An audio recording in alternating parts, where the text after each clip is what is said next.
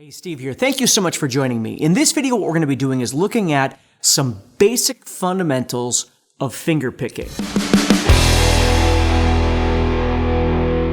Now, if you've never fingerpicked before, the most important thing to understand is that what you're doing is you're assigning fingers to strings, okay? It's not a random thing, just like anything else you learn how to do on guitar. It's a structured thing. So what we want to do here is let's just take a D chord. It's a great place to start. So the D chord utilizes 4 strings, 4, 3, 2, and 1, okay? So what we're going to do is we're going to assign fingers to these strings. And I'm going to give you a couple of different options of fingers to use, and then you can figure out what works best for you.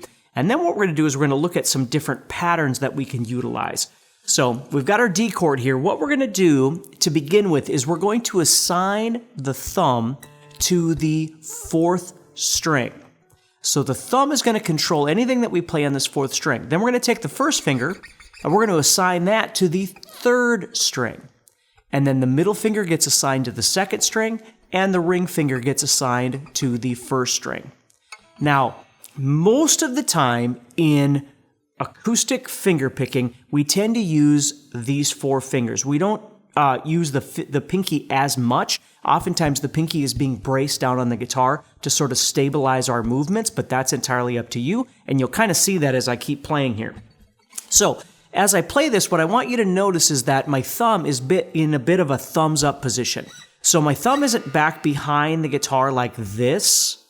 Oftentimes you'll see people trying to play like that, and the problem is that you're going to get some issues if you try and have your thumb way back here and then these fingers up here, because the hand isn't naturally meant to be like that. So if we think about it in a bit more of a thumbs up position, and you'll just notice I'm just literally coming across the guitar like this, laying my fingers down, okay, I'm kind of grasping on here, and my thumb is sitting right here, okay? So when we think about snapping our fingers, my thumb is on the outside here, right?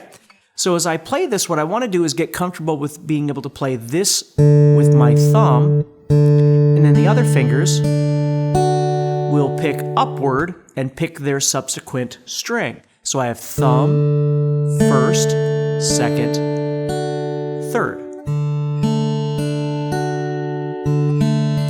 Now you'll notice that my pinky is on the guitar right now. It's stabilizing the motions. So I can move my fingers and the pinky can kind of hold everybody in place.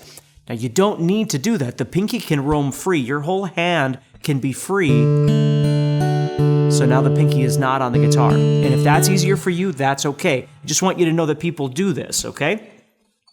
So as I'm playing this, what I need to think about are a couple things. Number one, I want to make sure that as I'm practicing this, what I'm not worried about is how fast I can do it. What I am worried about is how even the picking is rhythmically. So as I'm playing, maybe when I first start, I'm just trying to kind of explore this, but once I kind of get used to this, I want to try and develop a constant rhythm.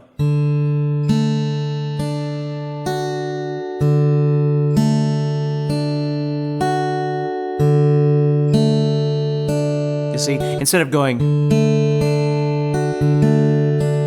kind of random like that, and again, not that there can be anything wrong with that, and if we need to do that at first to develop our abilities, there's nothing wrong with that. But once we get it kind of dialed in, we want to try and start evening out that rhythm, that flow of the picking.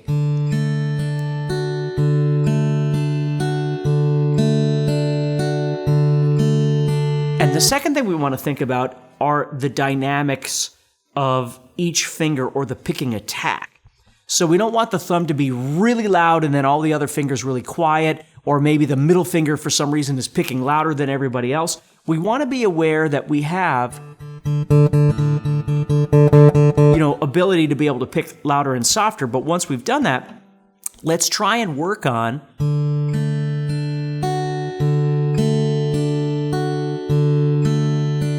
evening out the pick attack for those fingers. Now that doesn't mean that every time you play they all need to be exactly even. I'm just saying be aware of it, because if you have one finger that's always picking a little bit louder than everything else, that may wind up being a problem down the line. You want to be able to control that. Maybe you want that, and that's okay. Maybe the thumb is intentionally going to be louder because it's the root note or something like that. Well, that's okay. But we don't want to do that without knowing that we're doing it, right? So we need to be aware of that. So we keep that rhythm even, and we try and keep the dynamics even.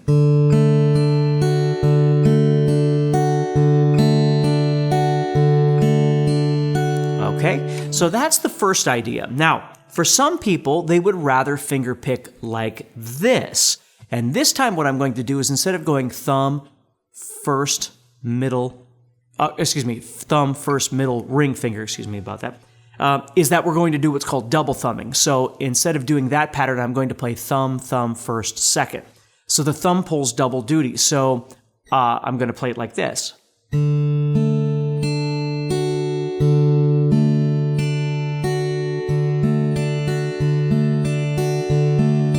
And sometimes we pick that way.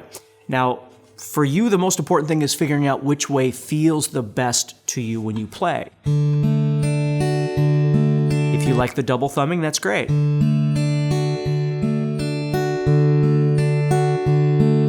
If you like the four-finger, that's great too. Okay? And you don't have to dedicate yourself for right now. You might be practicing one, and then next week you practice the other one and decide you like that a little bit better. For most of us, we tend to use both of these anyway. It just depends on the song and the circumstance and that sort of thing.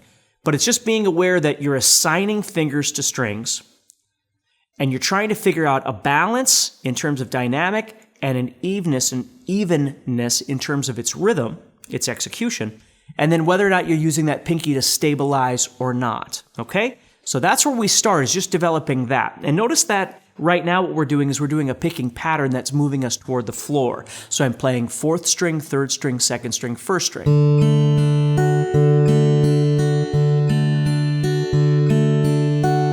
Okay? Now there are other patterns that I could do. I call this one toward the ceiling, and what I'm going to do is I'm going to play the root note, in this case the D, the bass note. I'm going to play that first, but then the rest of the pattern is going to roll toward the ceiling instead of toward the floor, so it would look like this.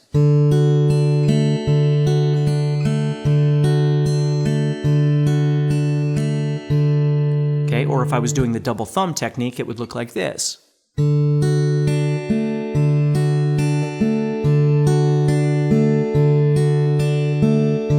But either way you look at it, I'm playing 4, 1, 2, 3, 4, 1, 2, 3. That's the pattern that I'm playing. So we've got a toward the floor pattern, we've got toward the ceiling. And then we've got what I call in and out, which is anything that isn't toward the floor and toward the ceiling. So in this case, I'm going to play 4, 2, 3, 1. So it's a bit more of a variety there.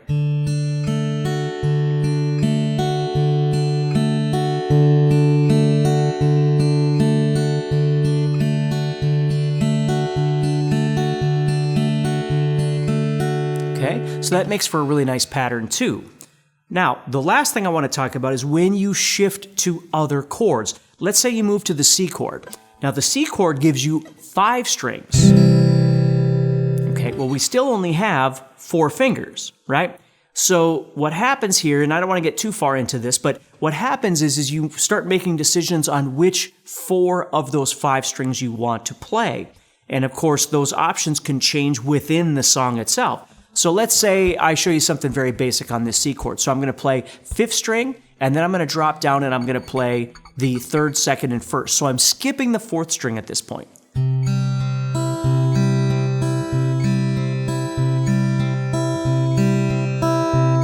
And I'm doing a toward the floor movement.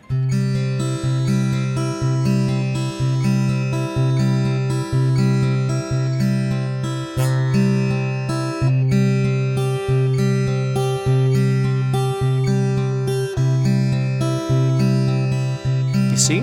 Now, what I could do is, instead of doing that, or somewhere else in the song, I might decide to do 5, 4, 3, 2.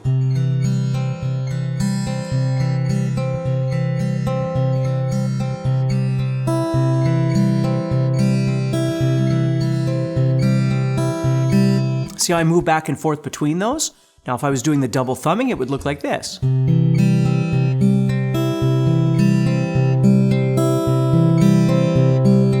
So I'm moving, I'm playing 5, 4, 3, 2, and then I'm playing 5, 3, 2, 1. Now be aware that I am playing 5 each time simply because I'm giving that bass note more emphasis, right? I wouldn't have to do that if I wanted to go, you know, something like that where I'm playing 5, 4, 3, 2, 4, 3, 2, 1. Okay, I could do something like that.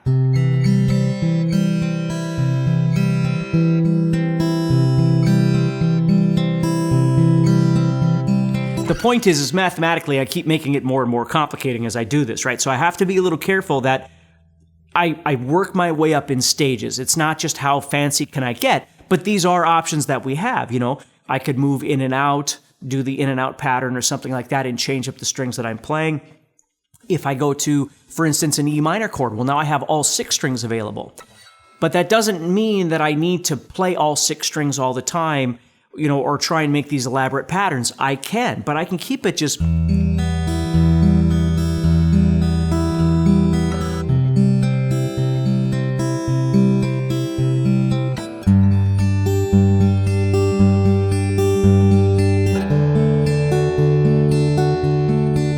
See right there, all these 3 strings, the first, second, and third strings are being played all the time. All I'm doing is I'm switching where my bass note is. On E minor, I'm playing the 6th string.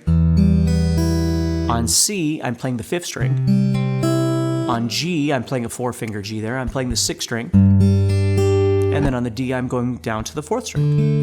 You know, there's stuff like that that you can do too that works really, really well. So this is just a basic primer into how fingerpicking works, but the most important thing is that you develop strength and independence in these fingers depending on which picking pattern you choose, and then you develop the technique of being able to stabilize the rhythm that you're playing so everything's even, and be aware of those dynamics, and then choosing just a couple of different directions, toward the floor, toward the ceiling, or in and out. Thank you for watching this video. If you're enjoying this video and you'd like to support the channel so we can continue to bring you more free content, please take a moment to subscribe to the channel and turn on notifications and let me know what you think in the comments below. Also, if you'd like more in-depth training and courses, go to guitarzoom.com and get started for free today.